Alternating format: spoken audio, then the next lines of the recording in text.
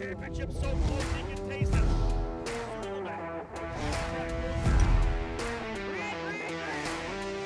Oliver Askew has won the Freedom 100. Side by side. And your new champion, Christian Rasmussen.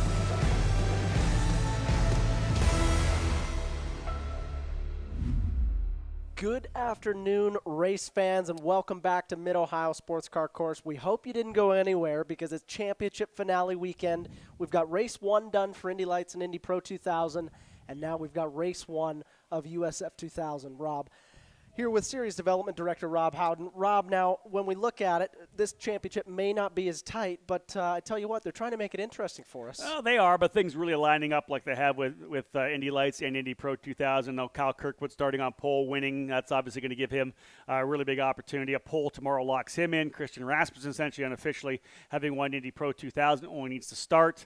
Really, we could get it done more officially here today. Kiko Porto comes in with a 49-point lead over Michael D'Orlando, and a top four finish is all we need to make it happen for Kiko. But D'Orlando on the pole position and has a chance to go for the race win today.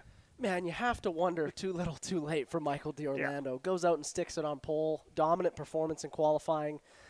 Kiko Porto down in sixth. That's the gap you'd like to see. If this happened at New Jersey Motorsports Park, we might have a different scenario and a different story to tell you. But it looks like Kiko is going to be able to do what he needs to do from six. He's been pretty good at recovering from not qualifying at the front. The only thing is that tail end of the front three rows, even further back, had he been sixth, maybe seventh or eighth or ninth or 10th, that's right in the middle of what could be the chaos zone, right, going into one and turn number two. Where he is right now, outside of row number 3 from 6, he probably can stay out of trouble coming through 1, get through there cleanly, and just do what he needs to do to make sure he brings it home. For a guy like D'Orlando, remember, 2 wins in a second last time we were here at Mid-Ohio. Even if he doesn't get the championship, if he comes into here and gets a couple of race wins, this is going to be one of those places that Michael D'Orlando can count on, like Kyle Kirkwood is, to come here and be able to be successful. This could be big for him in terms of what he does next year. Well, and it's contract season, Rob. There's a lot on the line for D'Orlando, regardless of the championship. Obviously, it looks like he's got second locked up, as Yuvan Sandramoorthy does as well with third. Top three look like they're pretty locked in. But for these guys that want to move up to Indy Pro 2000, it is so important to prove to the team owners that if you don't win the championship, you've got what it takes to move to that next level. And that's what it is, right? You have to finish well, finish strong in the second half of the season. People start looking about who's up front. Hey, I watch this kid. He's been in the top three all season long. I'm going to watch him here in this final weekend to see what he does. Obviously, IndyCar is now done. Potentially they can watch some of our broadcasts or look at the race reports of what happens this weekend. Like you said, you talked about this in our broadcast earlier. When you finish strongly, the phone kind of rings a little bit more in the offseason. It does, and for USF 2000, that was the case for me. Obviously, it happened to be with the same team. I went from exclusive Autosport in USF 2000 to their Indy Pro 2000 program, but I wouldn't have had that opportunity if it wasn't for proving that I was a proven entity on the road to Indy those 3 years in USF, winning with all those teams. So same thing for these guys. They've got to go out and put dominant drives in if they want to get a deal for next year. Yeah, all told, let's just sit back and look at the guys that are probably going to be championships, assuming that Kiko Porto can get the job done. Michael D'Orlando still with a shot, but you got the Brazilian in D'Orlando, you got the Danish driver in Christian Rasmussen, and the young American, of course, in Kyle Kirkwood. Not so young anymore. I guess he's in his early 20s now. But this shows the international flavor of our field, does it not? To be able to have drivers from different countries around the world to be able to do this. And it's been a while. I don't know that we've had a Brazilian champion in USF 2000. I'd have to go back. I don't know that we have or not, but wow, could be Kiko Porto. Man, I mean, I raced against Victor Franzoni, fast Brazilian, but true. I'll echo your comment there that I cannot remember off the top of my head that we've had a Brazilian. And for those of you who know Brazilians, they're quite passionate, really cool. And I think the storyline being D-Force on the cusp of getting their first Road to Indy championship with their Brazilian driver that's been there. So a unique story, Kiko Porto staying with D-Force through F4 and through Indy and through USF 2000. I mean, that says a lot about the people that the Kiko Portos are. Yeah, you know? You're right. And that's part of the other storyline that we've been talking about. We talked a little bit about it, actually more about it in Indy Pro than we did Indy Lights. But Exclusive Autosport able to secure the championship with those great finishes by Artem Petrov and Braden Eves and Christian Brooks. Same could be said here right now for USF 2000. D-Force could come in and grab their first team championship here in this program. And a team championship that, to be honest, has been absolutely dominated by either Cape Motorsports or Pabst Racing over the last number of years, right? It is pretty interesting when you look at Pabst Racing. Yeah. I know you bring them in. They have been at the front leading so many different races, championships. But for them to have not won the championship yet, and you look at a team like D-Force, fairly new, rised up. It's cool to see D-Force. Obviously, I have a little connection there racing with them last year. But further to that, their Mexican background and heritage within the team. It's just such a family-orientated team when you look at it over there. Some of the mechanics don't speak English. That's right. And you connect a bond with them. That's even awesome. though, Kiko being Brazilian, speaking Portuguese, I'm sure he has the bond that I had with them when I couldn't communicate directly with them. That's very true. And you bring up Pabst Racing. This is a team that has been on the cusp of winning a championship at USF2000 over the last number of years. And I have a feeling like they're starting to step that up again. One of the young drivers they had this year, Jace Denmark, when the season came, we arrived at Barber for spring training. I didn't even know that Jace was going to be there.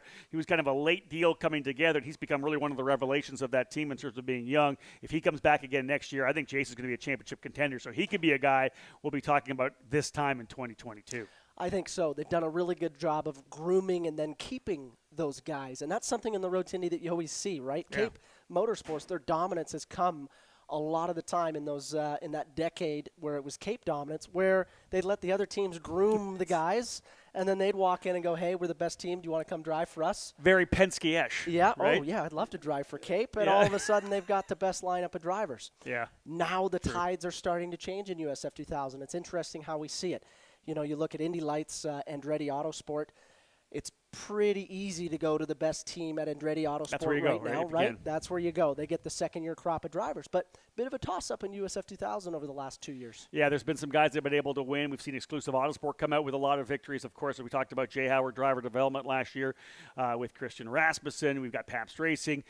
We've talked about D-Force now. And, in fact, let's be real. D-Force, and I know you spent a lot of time with them last year driving their Indy Pro 2000 car, but how many times this year did we watch them in qualifying and races be all in the top 10? Yeah. From the rookie Eli Navarro through Nolan Siegel and Prescott Campbell and Kiko Porto. These guys were top 10. This has been not surprising they're going to win the team championship here this weekend. They've been stellar this year.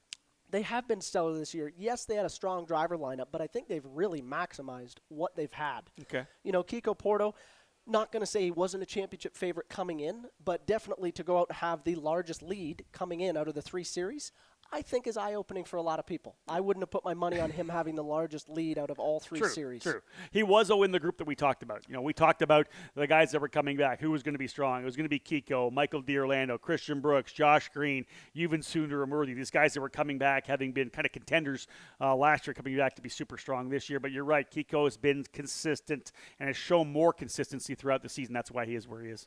Well, and I think last year coming off of the pandemic and Kiko having to miss a handful of races, a lot of the people don't know this, and I didn't know this when I was interviewing him in some of the race wins.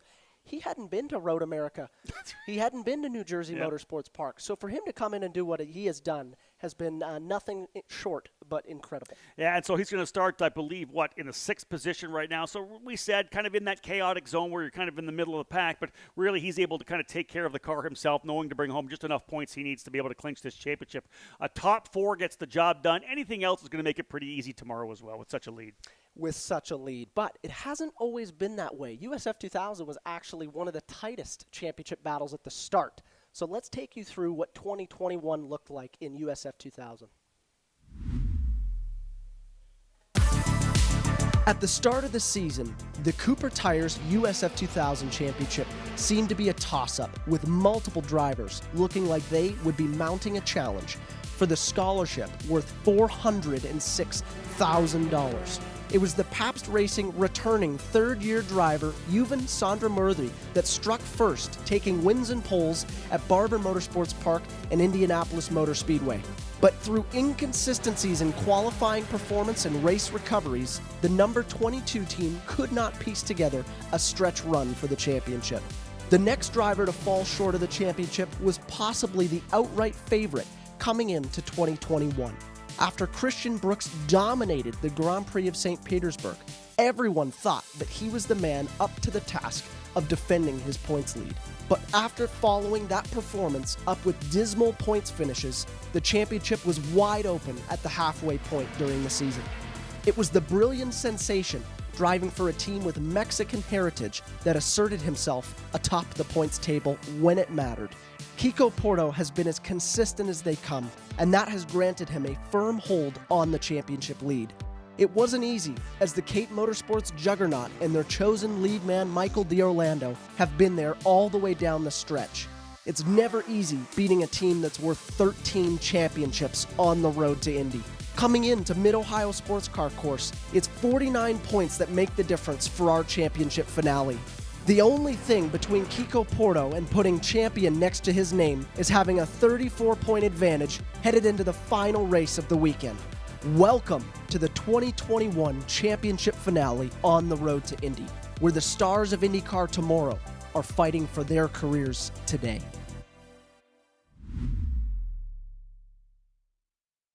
We know what the championship standings look like. Now we've got to figure out what the championship finale race 1 looks like. I'll pass it over to you for the starting grid. Yeah, indeed, folks. 22 drivers set to go here. Let's have a look at the grid of the racers that are going to take the green here for the first of 2 races in USF2000 here at Mid-Ohio. Row number 11 on the outside, we'll see the number 42 of Michael Myers and the Michael Myers Racing Machine starting 22nd. Inside for Joe Dooling Autosport in the number 63, it's Trey Burke.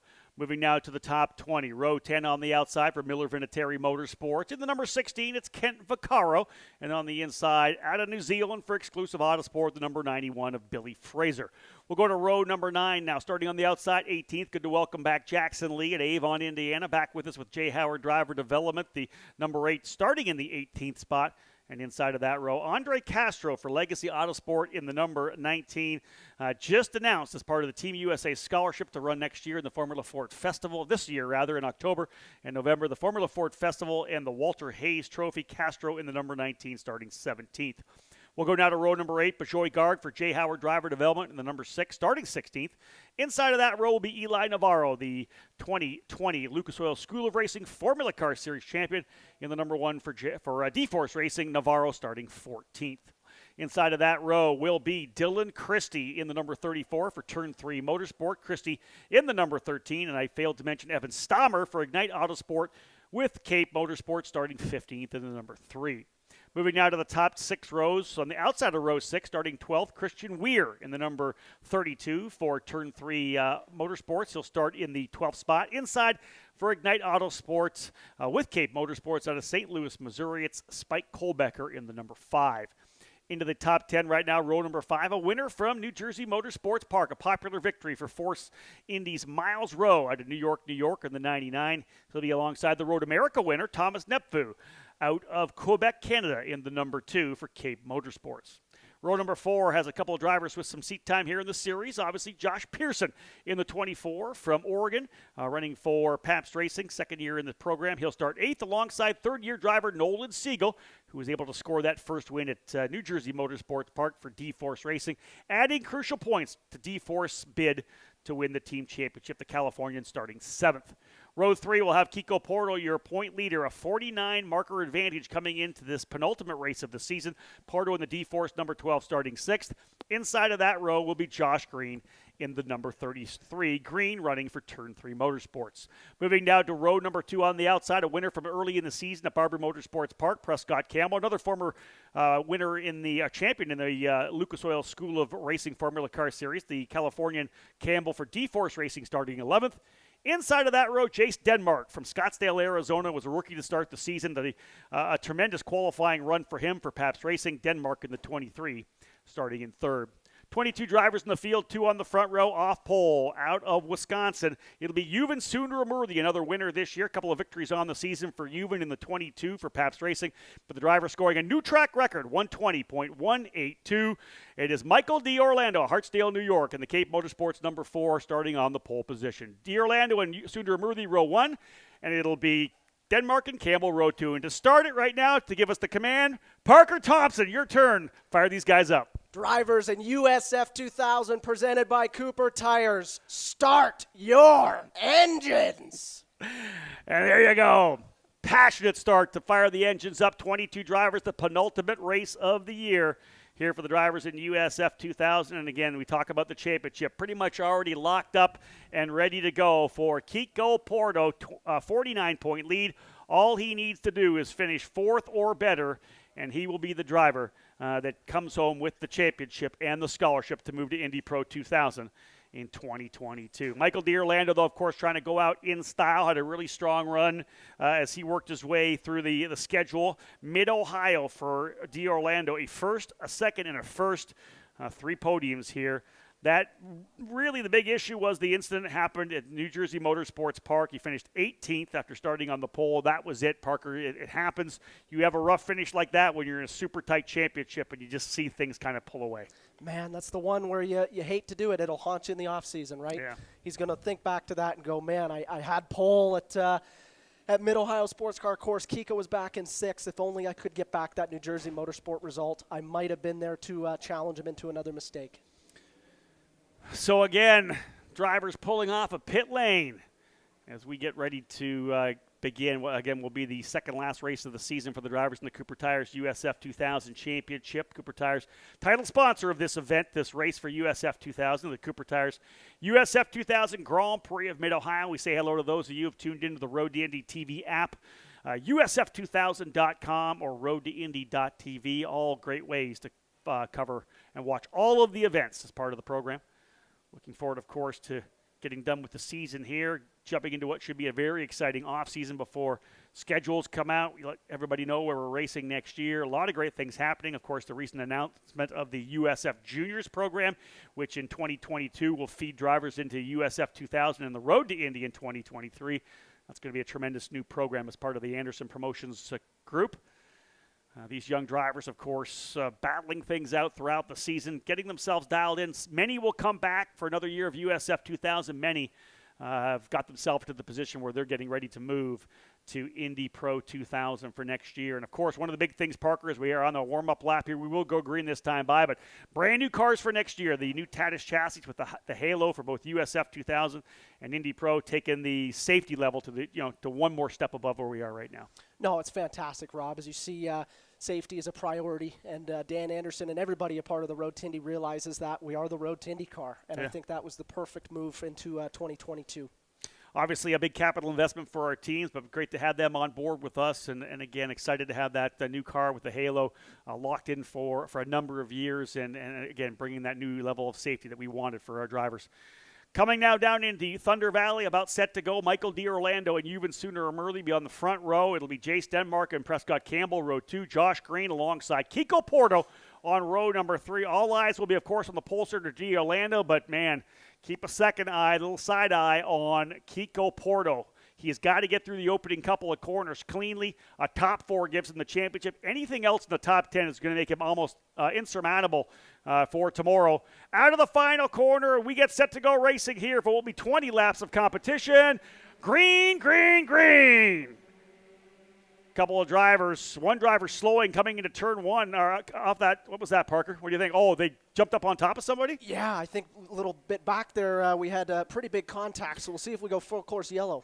I literally looked down at my laptop for 1 second and came back up, missed that contact. They'll work their way up to the keyhole. Good start thus far for Michael D'Orlando. Aggressive move for Jace Denmark and Yuvan Sooner trying to battle it out there with Prescott Campbell.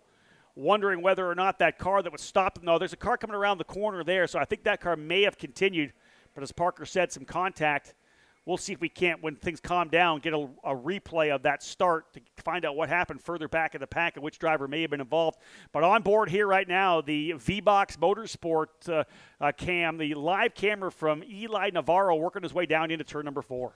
Looks like he had a driver there on his outside, but he made the move, and now he's focused forward here. It's going to get wild. We've got a rear cam and a front cam. This is intriguing stuff we're doing here on Road to Indy TV. I don't even see this in IndyCar. Yeah, so it's pretty cool to commentate off of it. This is new for us here, something a little different for us to work on, getting an opportunity to see the deal here. But, yeah, full course caution being shown here on live timing. Oh, it looks like they were passing there under the full course caution. Going to be interesting here, Rob.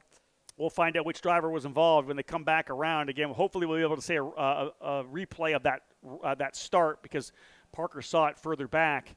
One of the drivers climbing up over another car here. No, this is, again, them just coming across the line for the first time. It looked like Trey Burke, I believe, was the driver that climbed up on the back of somebody else. You see a front wing is actually there on the front straight sitting just off of the driving line. So We'll see. It should be a pretty quick cleanup. And he would have been right behind Jackson Lee. Okay. Yeah. So that's a possibility. That happens sometimes when things stack up. Drivers kind of try to time it a little bit. Maybe look at it kind of diving out really quickly to try to get a couple starts, a couple of positions early. But again, full course yellow right off the gate here. This is not going to take very much time. I would assume we'll be back to green this time around. They'll just jump over and grab that wing. And if indeed Trey Burke has come back in, I wonder if Evan Stommer potentially went further back as well, because Stommer's at the end of the pack here now. Not sure which drivers come to pit lane.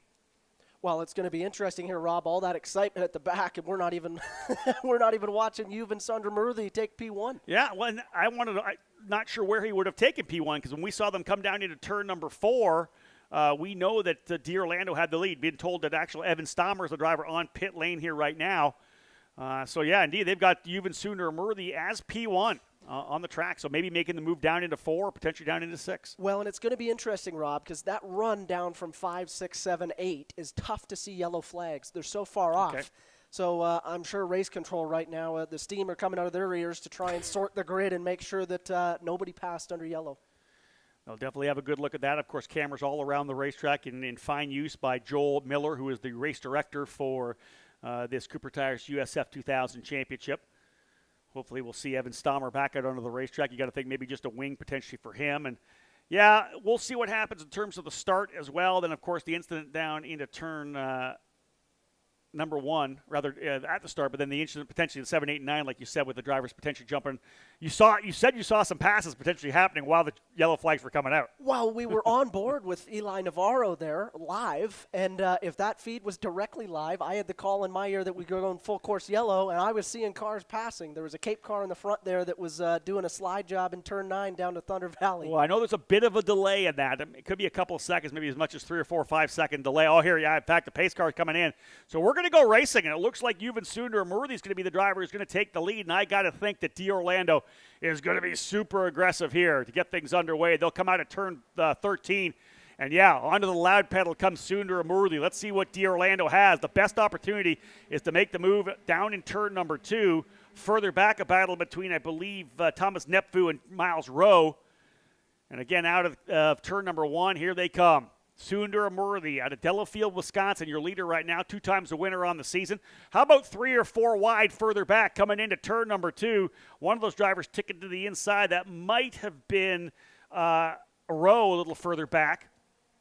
And again, finally out of the keyhole, one driver dropping some wheels on the exit. Not the hardest thing to do by rolling too much speed and getting on the throttle a little early coming out of there. But thus far, coming down into turn number 4, you can see the amount of aggressive moves. Pass down to the bottom, side by side coming through there. I want to say that's going to be about 8th or 9th. Who is that? That is Billy Fraser. It's Fraser and Rowe.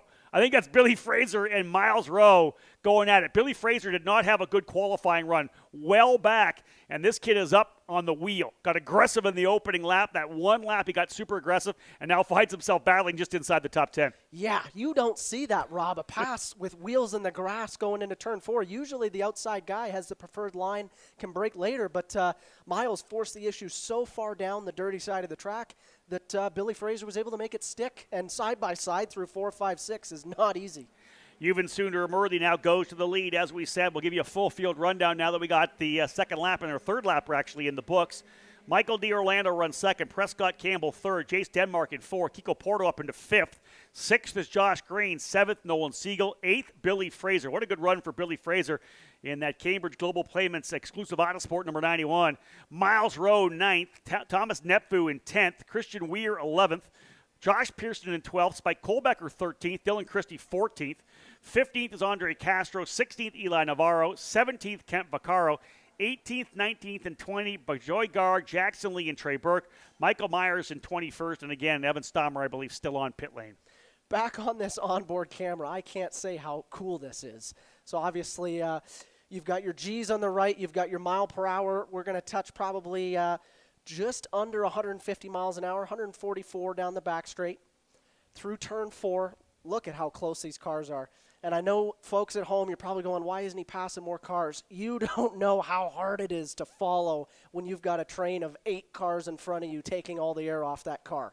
There is no grip. He's just doing whatever he can to keep the front of those Cooper tires happy on this third lap as we go green. something we're playing with this year. Going to give it a try with V-Box Motorsports and Symmetric Driver Performance Labs. A good shout out to the guys from V-Box and Greg DeGeorgis from Symmetric. Really cool to be able to have some in-car camera action live. A little bit of a delay maybe on that feed, but man, really fun to have them as part of it. Getting a good look in the inside of Eli Navarro, again, last year's the Lucas Oil School of Racing Formula Car Series champion, and having a good run again here this weekend. Had a bunch of top tens. A little dust up again coming out of turn number 1, a little further back, but the drivers working their way through here. Well, and you saw Miles Rowe dive to the bottom of Billy Fraser. That little battle's not done, Rob. We're going to see a little more out of that. Here they come now, and he's got to run. Let's see. Yeah, top 8 looking pretty good. Here's that battle, though, for 9th and 10th.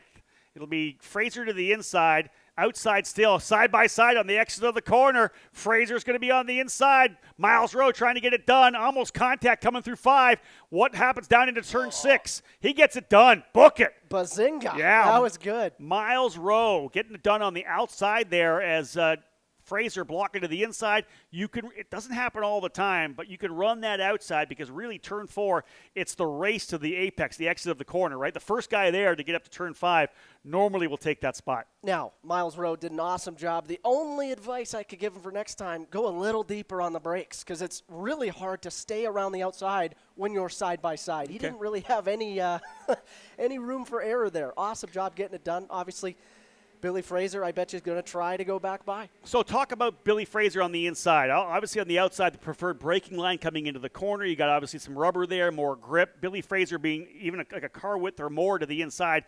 Do you lose a lot of grip there? Do you have to have a longer braking zone, get on it early because you're on the inside like that?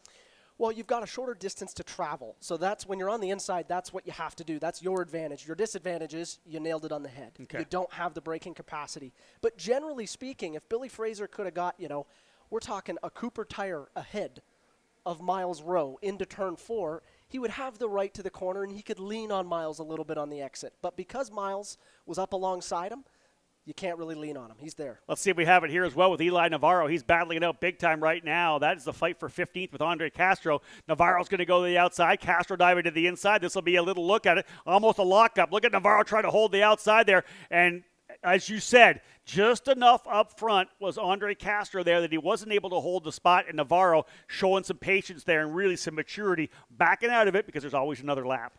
For sure. And it's really tough to make rear to front contact in this car. That's when your front suspension breaks. Front obviously not as strong as rear, so you want to make sure it's front to front. That's the whole idea when you pass around the outside is you want to make sure that you have enough angle and enough car of yours alongside that guy on the inside that if they do make contact, it's front Cooper to front Cooper. Even Sooner Murthy still leading as you see the field stream through. This is the battle for first here coming through the keyhole right now. 20-lapper for USF2000, our final race of the day. All 3 series. We'll do it again tomorrow, qualifying for race number 2 in the morning. And then we'll have 3 straight races for you, beginning, I believe, with USF2000, followed by Indy Lights, and we'll cap off this VP Fuels Road to Indy finale weekend with Indy Pro 2000. Big run down the straightaway here. This is that shot as they come into the braking zone of turn number 4. Getting that big wide arc through turn number 4, climbing the hill back up to the top of Madness, turn number 5 down to 6.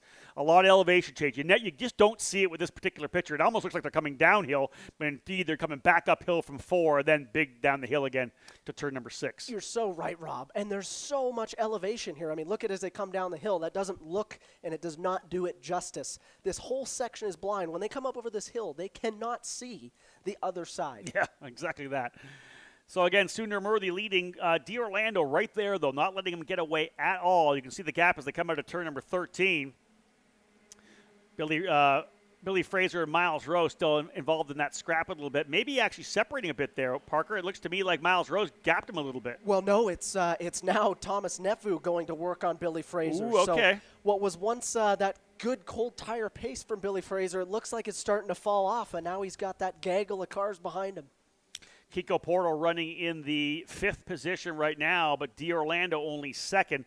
The gap between 1st and 2nd now 34 points, and that would be enough for him to clinch the championship. 34 points is enough because only 33 points on offer tomorrow. So even right now with Porto running in 5th, it's a 34-point lead. That's just enough. D'Orlando's got to get back around if he wants any shot at it tomorrow. Yeah, if I'm Kiko Porto, I go, I don't like that I'm right on the number, and that guy's in second. So Kiko's probably going to work pretty hard here in order to ensure that going into Championship Sunday, he's got the championship and no pressure. Well, one of the other things, too, is Kiko Porto has 5 wins, and Michael D'Orlando only has 2. So if there was a break or a tie break, that would be it in wins. So at this point, even if they tie on points, it's still going to be Kiko Porto. And we have to excuse ourselves. We're just getting Diane Swintel to come up to tell us that it's a 41-point lead as they sit right now. Well, apparently our points on the side here are not correct. Let's have a quick look here. You can keep talking. I'll find out where we are. So 41 is definitely to the good. That is well to the good. Yeah, he's pretty good in shape there then, for sure. And that's off the top of my head. I'm thinking it's quite good, too. You've got Michael in second. He's in fifth. So it would be about that 10-point margin, which, again, he's got a 49-point lead. Yeah, that's weird. He actually would have 344 points. What we're seeing on live timing is 366. And then I believe for Kiko Porto at fifth, he would be at 383. So, yeah, it would still be a significant point damage. I'm, again, looking at what I've got here on my points possibility sheet. Yeah. Yes. So our live timing points are not correct. Perfect. There you go. That is the answer we need. They're messing with us right now. Diane Swintel. She is awesome. So as they run on the racetrack right now, 5th place for Kiko Porto, 385 points. 2nd place for Michael D'Orlando, 344. So it's a 41-point advantage, an easy clinch right now for Kiko Porto running P5. And you know what? He's done that, Parker. If you look at it, it's just a really good group of races. You look at where he has been in the last 8 races. 1, 2, 3, 4, 5 podium finishes. His non-top fives were podiums were 2 top fives. His last race in New Jersey, 8th. It's been really the last 8 races, only 1 time out of the top 5. Consistency is key, Rob, especially at this level. You find USF2000, generally you don't see that Kyle Kirkwood the last 8 races he's done first or second. In USF2000, there's a little bit more variable, more cars, more competition, more variable. Well, and you look as well, one of the things that Kiko Porto's done, let's just throw this in there as well. The last 3 events, Road America, Mid-Ohio, New Jersey, he's won at least 1 race at each one of those weekends. And when you're doing that, when you have that kind of consistency where at least once a weekend you're getting full points, that's what it stacks him up. 30 points for a race win. Just those 3 wins alone is 90 points. That's going to put him, even those 3 wins puts him, I believe, like 18th in the points, just on those 3 races alone. So you got to win. You get points all the way down, anything past 24 is a point. But you get race wins, and they start stacking things up. Like, so you guys, you racers always say when it comes to the championship, I'll just win races and let everything else take care of itself. Well, especially with the way that the Road to Indy Points is structured. It promotes the winning. It promotes the go out and get 7 wins, and it doesn't matter where you finish in the rest of the races. So Kiko Porto has maximized that. Whoa, we see Prescott Campbell coming over turn 9, getting really loose. That's going to be a spicy battle coming up. We are closing in on the halfway point now. In fact, next time by will be halfway, 10 down, 10 to go. Yuvan Sundar still as the leader. He has 3rd place, essentially almost locked in points. He's got a significant advantage of about 29 points over Josh Pearson.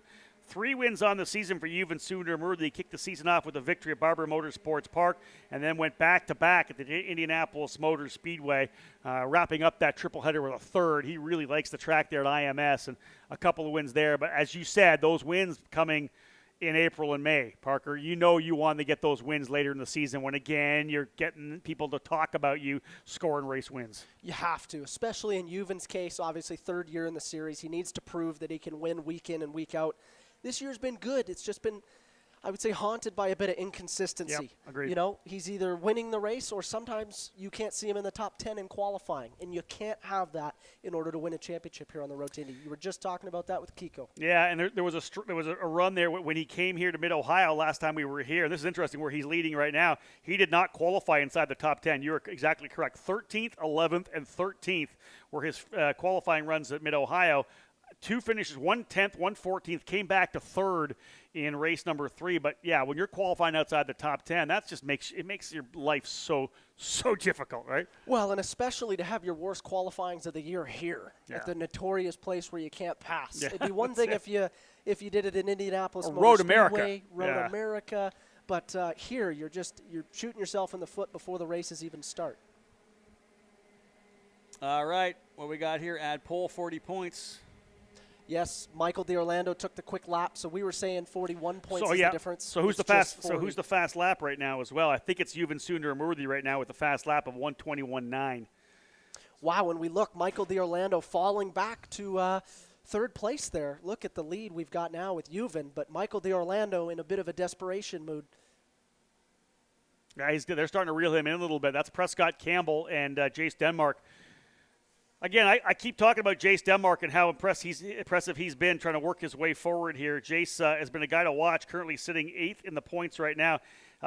One podium, and that was on the oval at Lucas Oil Raceway, coming in 3rd. But yeah, you look at his body of results as well. Start of the season, 12th, 15th, 11th, 10th, 20th, 15th. Gets that podium. Everything after the podium was a top 10. Driver off, contact. Yeah, second and third. That's contact between Prescott Campbell and Jace Denmark. And I was calling that one. I saw them getting closer.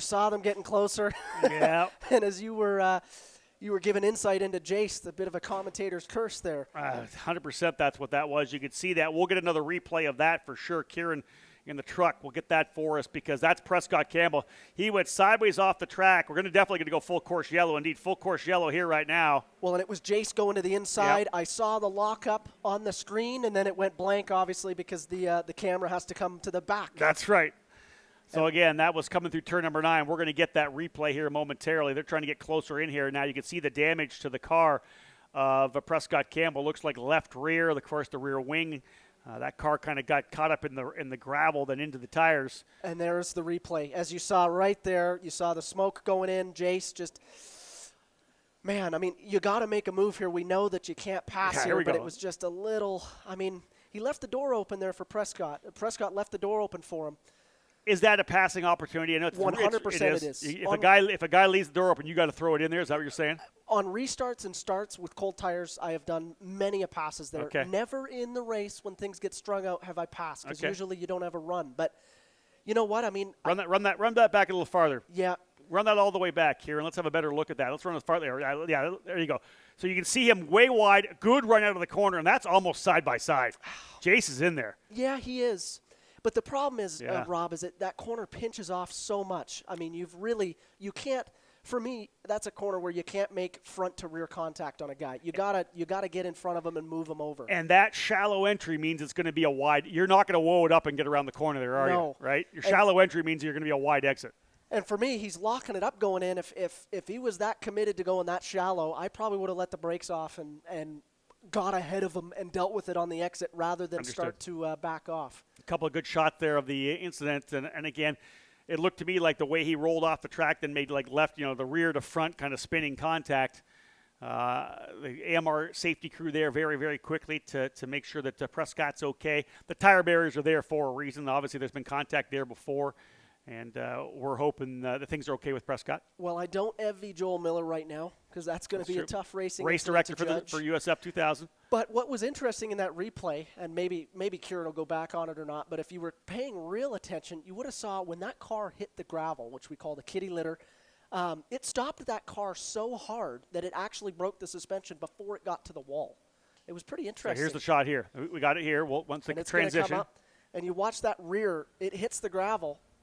And it already broke the car. It broke that right rear. Before the car even hit the wall, the right rear had broke. That's how quick that gravel stops the cars. You don't think that was probably from the contact, maybe on the inside of him? I think that might have been from the contact here first. But again, like you said, you could see how much the car woed up. But it really, I mean, right when it hit the gravel, it woed up pretty good. Yeah, and the tire's doing a tremendous job, so all that right side damage to the car, again, from the contact there on that part of the racetrack. But again, the kitty litter doing its job, slowing up Prescott Campbell before contact there.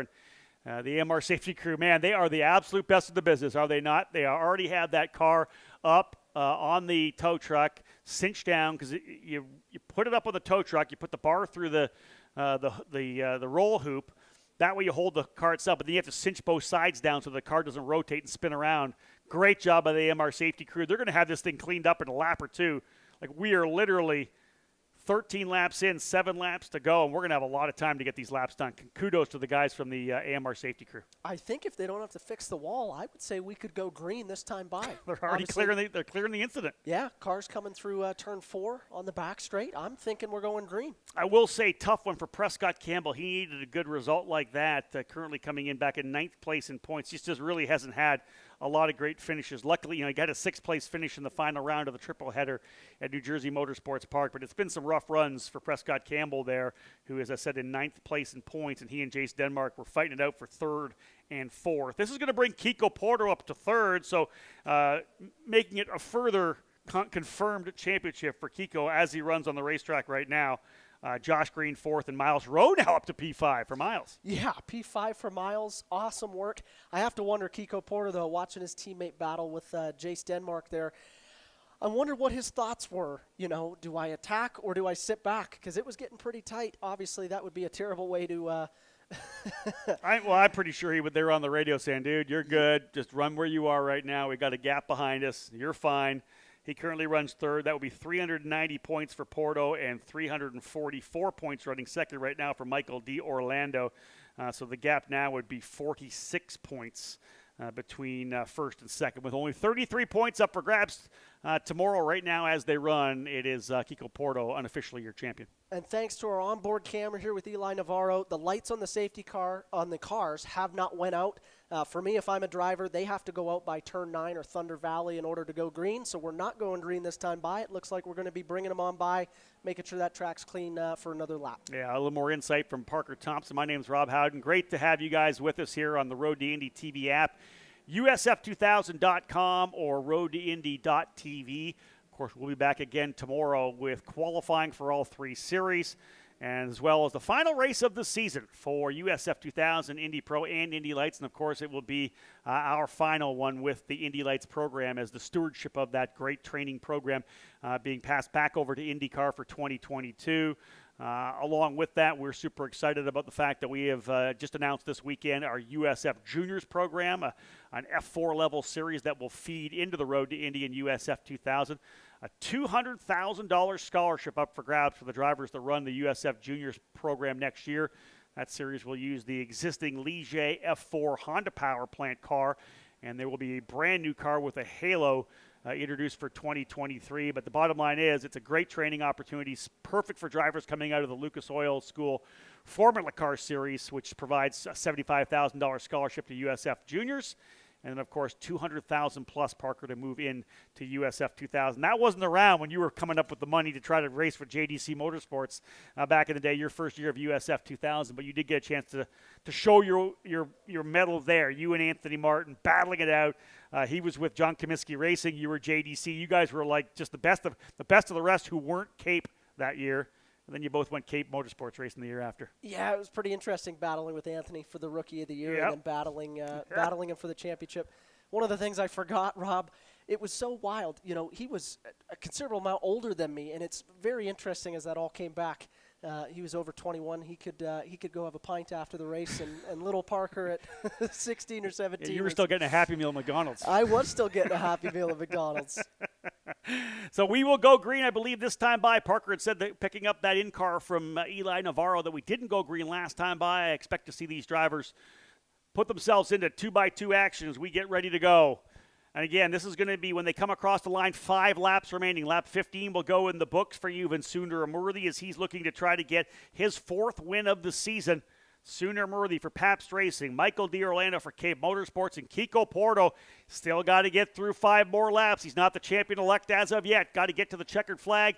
And away we go racing, because right behind Porto is Josh Green, who has been looking for his first race win as well. Green, green, green. Back at it. 5-lap dash to cap off the penultimate race of the Cooper Tires USF 2000 Championship. Everybody clean and green through turn number 1. Long run back up the hill to the blind apex downhill off camber turn number 2, the iconic keyhole corner here at Mid-Ohio. Back on the throttle, waiting, getting back on it. Earlier you can get back on it, the longer you make this straightaway. And Parker, this run down here into turn number 4, one of the most notorious corners in all of American motorsports. Yeah, if you're Kiko Porter, you're going, I got to get through turn 4, things will string out. And it looks like he's going to do just that. Everybody stays single file. if you're Josh Green, you're going, I got to get a podium. I got to prove myself for next year. Obviously, you don't want to mingle too much with the championship. But if you're Kiko, you're going, if I wait any longer around Michael, I might end up getting the hunger guys behind me. I would say Josh Green and Miles Rowe are two of the hungriest guys in this series to prove a result. Yeah, true enough. Of course, Miles Rowe with that win in the wet and able to turn it around more. Yeah, that was another driver looking to the inside to turn number 9. Parker, I can see your ire get kind of raised up. Hey, we just saw that.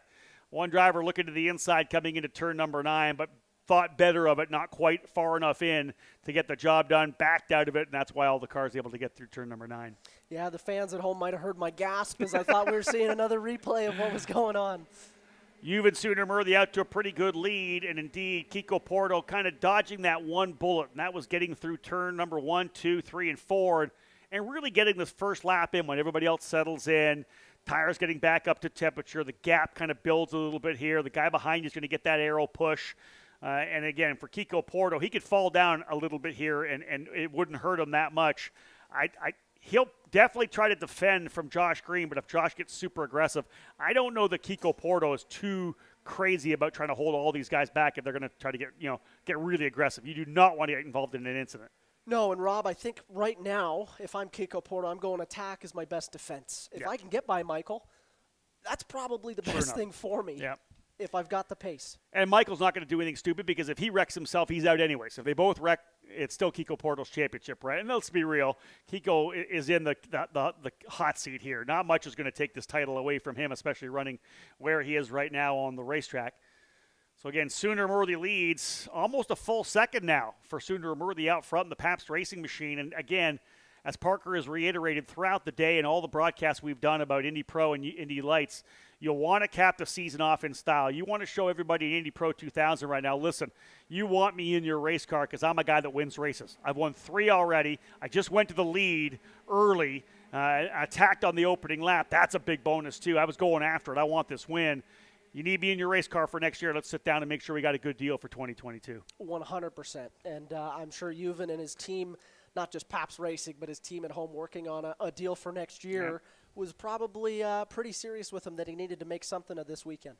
And he's doing that right now. Sooner-Murthy, third place in points. The battle he would have would be with his teammate Josh Pearson. Christian Brooks, P4, running up to Indy Pro 2000 this year, so not really worried about the championship, obviously, for Christian. He's ready to make that move to Indy Pro in 2022. But Juven, again, trying to solidify a top 3. That'd be a nice little thing on the resume heading into Indy Pro 2000. Yeah, that would be very nice on the resume. And there's a lot of these guys, right? You look at Josh Green, Miles Rowe, Nolan Siegel, Thomas Nevu, Billy Fraser, really that chunk of just outside or just inside of the top 10 all has something to prove this weekend, either coming back to USF2000, getting that championship ride, or moving up for your rookie year of Indy Pro 2000 and proving you're ready. That's it. Eli Navarro dropping the left side tires off into the dirt on the exit of turn number 9. Laps winding down. It'll be 2 to go this time by for the driver out of Wisconsin, a U of W student as well. And again, out onto the front straightaway for Juven Sooner-Murthy, trying to get his 4th win of the season. I'll tell you this, though, Michael D'Orlando, again, this would be, I believe, just this year, 5th straight top 2 finish here at Mid-Ohio. So this is a racetrack that suits Michael D'Orlando. That's something that he'll always be able to hang on his hat. I can get the job done here. I can be on the podium. I can win races. I would not be surprised to see him fight back tomorrow, rather, with a race win. Yeah, right? I would like to see it. Obviously, it's a big thing for team owners. That pole to race win ratio is important. And if I'm Michael, I'm saying this offseason is I got to fix that because he's had the pace.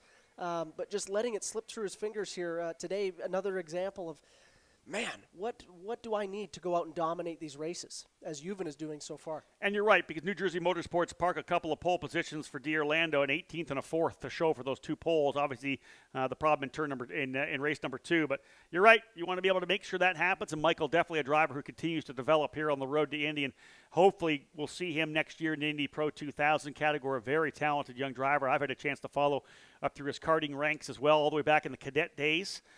And again, running P2 here right now for Cape Motorsports. D-Force Racing very likely locking in the team championship here as well, if I'm not mistaken, with Kiko Porto running in 3rd, Nolan Siegel 6th. That would probably be enough to lock in the team championship for them as well. I don't have those numbers in front of me. That's a definite possibility. White flag, Rob. Pretty straightforward race, I think, for Juven, and even more of a straightforward race for Kiko Porto. Yeah, Kiko took advantage of some of the incidents in front of him. He was running where he needed to be. P5 was going to be enough with the Orlando running in that second spot. But you got to shout it out there for Juven. Sooner Murray out front. Could have a couple of battles further back. Maybe Josh Green, Miles Rowe, and Nolan Siegel. Let's see what we have here. The final real overtake opportunity. Everybody pretty much, going to roll. There's a bit of a block there further back. I think that's 6th and 7th. That is going to be Thomas Nepfu and Billy Fraser. Oh, Fraser, I think, potentially making a move there. Did Fraser get the spot? So Fraser was defending, He was defending. So that was Christian Weir and Spike Kohlbecker behind him. So let's cap off this lap, folks. Give Ewan Sooner Murley a little bit of props here as he's having a tremendous battle. Or was having a battle early. The battle further back, the one more aggressive. But Sooner Murray into Thunder Valley. He'll work his way out of turn number 9, 10, and 11. Here to the carousel. 4th win of the season. Just got to roll back on the throttle. Tremendous run here for the Pabst Racing driver, Ewan Sooner Murray, winning the front end of the doubleheader at the Mid-Ohio Sports Car Course. 2nd place goes to Michael D'Orlando. And unofficially, your champion in USF2000 from D-Force Racing, Kiko Porto. The Brazilian in the number 12. Amassing the points needed to win this championship. Doesn't even need to start tomorrow. He's got this championship locked and loaded. Congratulations to Kiko Porto. Congratulations, I believe, unofficially to D-Force Racing, not only the Drivers' Championship, Team Championship as well. Yeah, you saw that whole D-Force Racing organization out on the pit wall, obviously along with the Pabst Racing crew. You know, it's tough. You're Juven. You win the last race of the season. It's always awesome to win. But if I had to pick any other race, I'd choose not to win the last race of the season. Yeah, get a little outshone on the spotlight for sure. Listen, you spent some time with D-Force Racing last year. You know David and Ernesto there at D-Force. This is pretty big for this team here in USF 2000. This is huge. So for those of you who don't know at home, because I didn't when I signed up for the team, the reason they are called D-Force is not because it's the Force. It's because it's D and E, David and Ernesto. They're not brothers, they're cousins, which a lot of people don't know. I thought Ernesto was David's uncle. Well, okay, yeah, you are dead. Uncle, yes. cousins. Okay, fair. Yes, it is a bit confusing. But they're like the same age. That's exactly right. Hey, bottom line is this, folks. A great job for Kiko Porto as he's able to get this championship locked and loaded. Ewan Sooner Murray, 4th win of the season. He's going to be fired up to come back and do it again tomorrow. Michael D'Orlando 2nd, Kiko Porto 3rd, Josh Green 4th, Miles Rowe in 5th. Nolan Siegel, Thomas Nepfu, Billy Fraser, Christian Weir, and Spike Kohlbecker rounding out the top 10. I'm going to head down to Tatis Victory Lane. Parker, I know that you're going to have the champion, or probably the champion, or not the race winner up here to cap things off at the end of the day here as well. But I'll head down to Victory Lane. We got some trophies to give out. That sounds great, Rob. We hope that our Victory Lane camera's back up and running. We had just a little blip with it the race before, but I know Rob Howden does a great job. Even with the blip, he'll be perfect. So, to run through our order here, Ewan Sooner Murray, our winner in USF 2000 Race 1 at the VP Fuels Championship weekend. We've got Michael D'Orlando in 2nd, and our champion of USF 2000 presented by Cooper Tires, Kiko Porto, in 3rd place on the podium.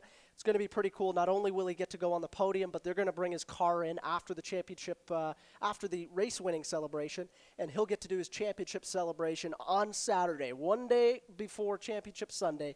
So that's awesome to crown one champion on the 3-tier Road to Indy Series before we get to Championship Sunday. We'll go back to the grid. 4th place, Josh Green. We've got another top 5 for already race winner Miles Rowe here in USF 2000. Nolan Siegel in 6th place. Thomas Nepfu in 7th place. Billy Fraser locks up in 8th place. Christian Weir in 9th place. And rounding out our top 10, we have got Spike Kohlbecker. In 11th place, we've got Josh Pearson. And in 12th place, Dylan Christie, our onboard driver, who we got to see there, the first on the Road to Indy TV and live onboard television of Eli Navarro. He ended up 13th after a couple awesome passes. In 14th, we've got series rookie Andre Castro coming back for a race here late in the season. 15th, we've got Bajoy Garg. 16th, Kent Vaccaro. 17th, Trey Burke. 18th is Jackson Lee. 19th, Michael Myers. Rounding out our top 20, Jace Denmark. Obviously, everybody saw he was racing for a podium there before contact with Prescott Campbell, who rounds out 21st. And in 22nd place, we have Evan Stammer. As we await the race-winning celebrations, Juven Sandra-Murthy is going to get to enjoy the moments. Obviously, like I said, if a race car driver had to pick a win, it probably wouldn't be the last race of the season, because to the victor goes the spoils of the champion. But at the same time, nonetheless, I'm sure these Pabst Racing guys are going to enjoy this win. I can't wait to get the opportunity to see Juven get his 4th win in the series. Like Rob and I covered many times, if you want to stay on the road to Indy and you don't win that scholarship, you need those dominant performances in order to keep you here. I know Juven wants to move up in Indy Pro 2000. He's in negotiations with a few teams, and I'm sure it's going to help out quite a bit when he takes it to those new teams that he is the race winner here at the last race of the weekend, on the last weekend of USF 2000. Obviously, Kiko Porto and D-Force Racing. For those of you at home that don't know, D-Force Racing, this is their first championship on the road to Indy. There's nothing like your first, and I think it's pretty special with a driver like Kiko Porto. Kiko, back with them, this is their 3rd or 4th straight year together. And really, in junior open wheel, especially here in North America, you just don't see driver-team relationships like that. So pretty cool that Kiko Porto and the entire Porto family has put that much trust in David and Ernesto at D-Force Racing in order to get the job done here in USF 2000.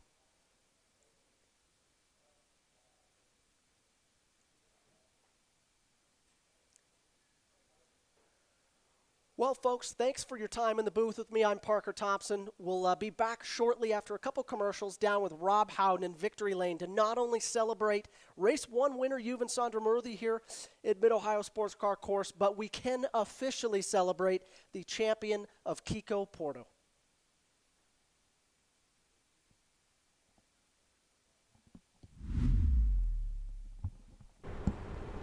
Here is a bit of wisdom from your Uncle Cooper. Tires exist on a spectrum. On one end, you got too much tire. On the other, you don't get enough. Both ends are rip-offs. You're either paying for more than you need or needing more even after you pay. So if you want a tire that costs what tires should cost and does what tires should do, go right for the sweet spot. Go with the Coopers. Cooper! At TopCon, we know a thing or two about a smooth surface. Roads and highways, piece of cake. Airports, let's just say it'll be the smoothest landing you've ever had. But what about when you want to go fast? Real fast? No, faster. We've helped cars go faster than they've ever gone before. Broken a few lap records along the way. Want the best paving performance? Go to the source. TopCon, always one step ahead.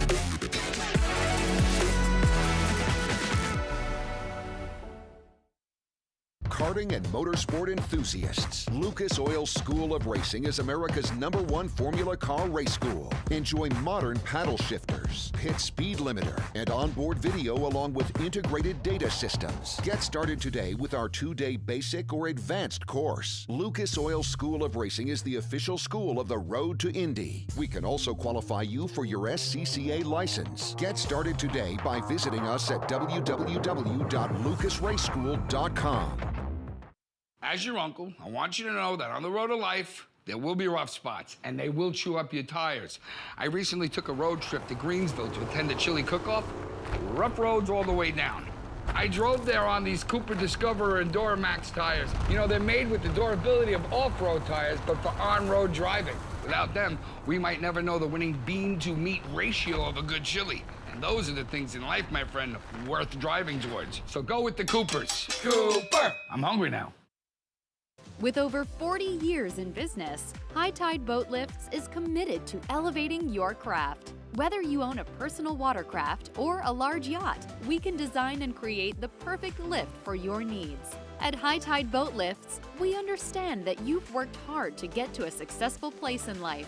We'll ensure you have a hassle-free experience, maximizing the time you spend on your boat with family and friends, and supporting your dreams out on the open water.